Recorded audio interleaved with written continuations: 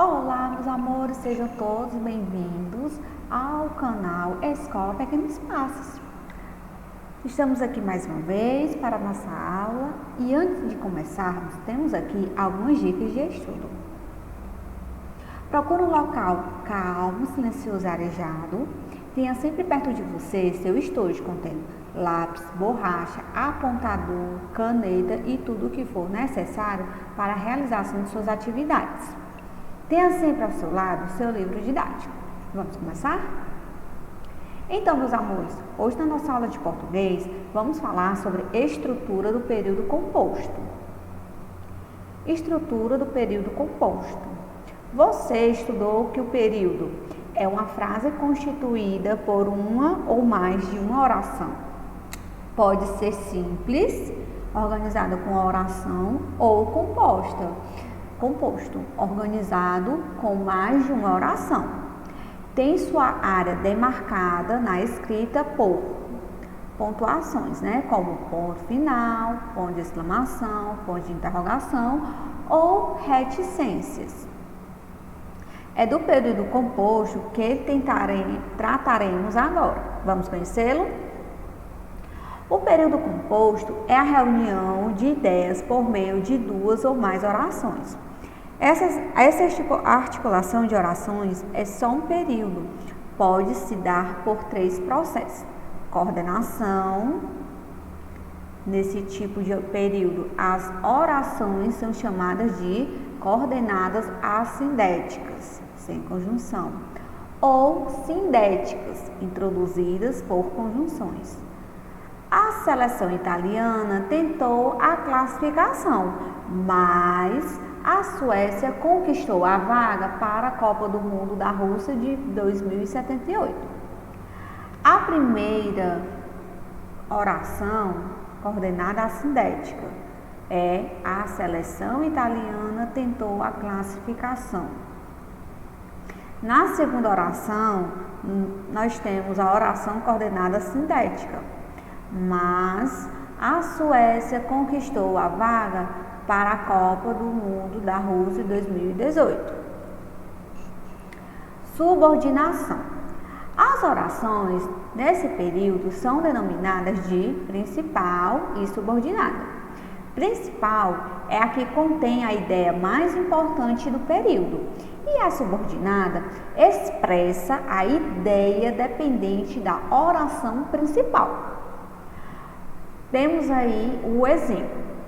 Comentaristas avaliam que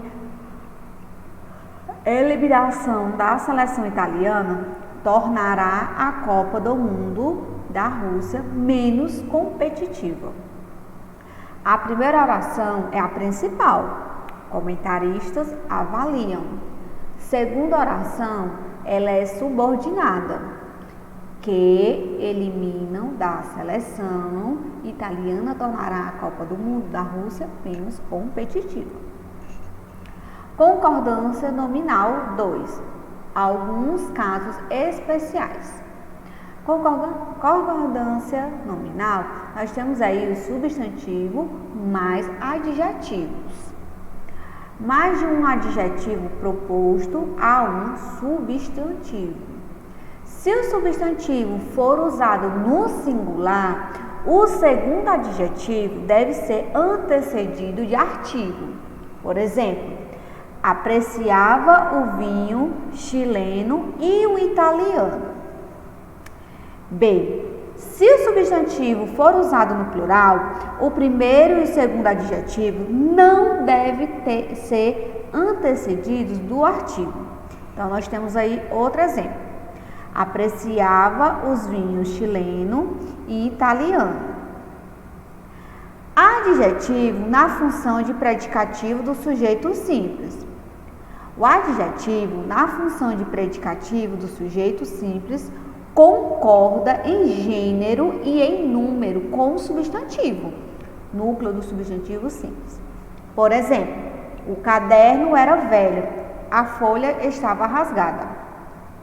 Os cadernos eram velhos, as folhas estavam rasgadas. Adjetivo na função de predicativo do sujeito composto. Aí nós temos aqui, certo, um outro caso com adjetivo na função de predicativo do sujeito simples. O adjetivo na função de predicativo do sujeito simples concorda em gênero e em número com o substantivo. Temos aí o exemplo: o caderno era velho, a folha estava rasgada. Os cadernos eram velhos, as folhas estavam rasgadas. Adjetivo na função de predicativo do sujeito composto. O adjetivo na função de predicativo do sujeito composto vai para o masculino plural quando os substantivos forem de gêneros diferentes. A parede e o chão da casa eram manchados. O corpo e a mente estavam desconectados naquele momento. Adjetivo na função de predicativo do objeto. O adjetivo na função de predicativo do objeto concorda em gênero e em número com um substantivo, que aí ele é o núcleo do objeto. Temos aí os exemplos. Consideramos a reclamação justa. Chamou o deputado corrupto. Havendo substantivos de mesmo gênero, como núcleos do objeto, o adjetivo irá para o plural do gênero. Temos aí o exemplo. A todos julgaram o comportamento e o posicionamento da professora preconceituosos. Sendo os substantivos de gêneros diferentes, como núcleo do objeto, o adjetivo concordará no masculino plural. Então, nós temos aí, todos julgaram a atitude e o posicionamento da professora preconceituosa. Quinta, o verbo ser mais o adjetivo bom, é permitido, é necessário, é proibido. Com o sujeito sem determinante, o adjetivo fica no singular. Goiabada é bom. É proibido entrar de animais nesta área. É necessário atenção redobrada. Com o sujeito determinando por artigos ou pronomes, o adjetivo concorda em gênero e em número com o substantivo. A goiabada é boa. É proibida aquela entrada. É necessária uma atenção redobrada. Substantivos antônimos ou quase antônimos, mais adjetivos. O adjetivo concorda com todos os substantivos. O riso e o choro enganadores estavam estranhados na personalidade daquele político que dizia ser íntegro. A alegria e a tristeza expostas quase que simultaneamente mostraram a fragilidade de seus sentimentos. Os substantivos sinônimos ou quase sinônimos mais adjetivos. O adjetivo concorda com todos os substantivos. Por exemplo, a amizade e o companheirismo desmedidos ditavam a relação daqueles dois irmãos.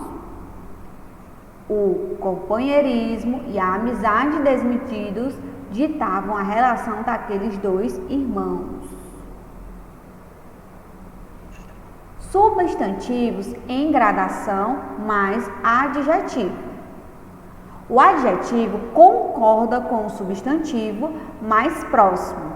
Ela possuía um olhar, um sorriso, um gesto sedutor que nos maravilhavam enormemente.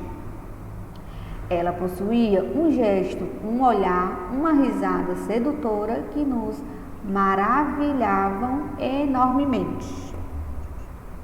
Então, meus amores, vamos ficando por aqui. Mas antes, nós temos aqui um recadinho. Você quer rever nossa aula?